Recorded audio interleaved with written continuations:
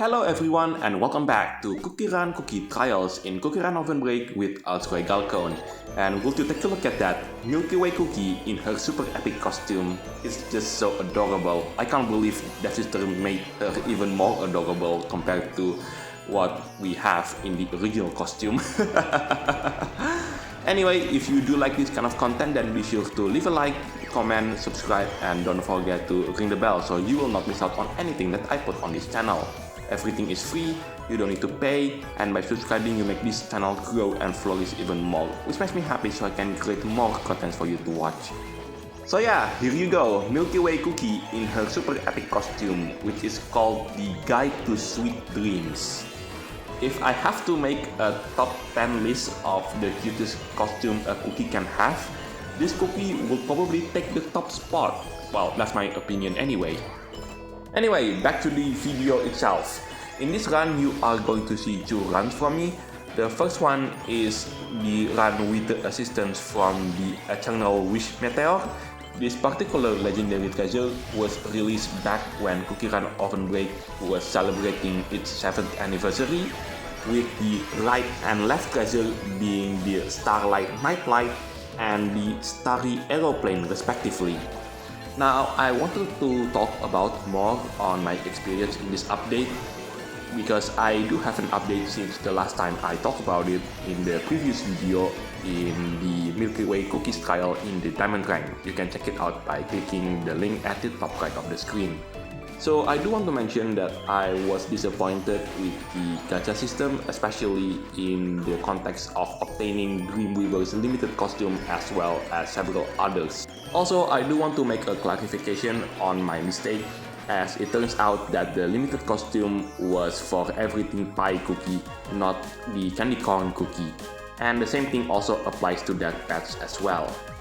Can you guess what happens next? The very next day, after I edit that video, I got one of Fire Spirit Costume's legendary costume. That was something totally out of the left field. Also, can you guess what happens the next day after I get one of the Fire Spirit's costume? I got Dreamweaver's super epic costume, the limited one. Yeah, the one that you see in the current shop right now. Yeah, the costume that was made specifically just for this event. And last but not least, I do manage to get Everything Pie's pet costume as well as Amber Sugar Cookie's costume. So yeah, after 4 years of Amber Sugar Cookie being introduced into the game, finally he got a costume. Right, now it is the time to move on into the next part of this video, which is I'm going to conquer this particular cookie's trial once again, but this time with the assistance from the newest legendary treasure that was being introduced in this update, and that is none other than the Glittering Dream Orb. Right, the second run.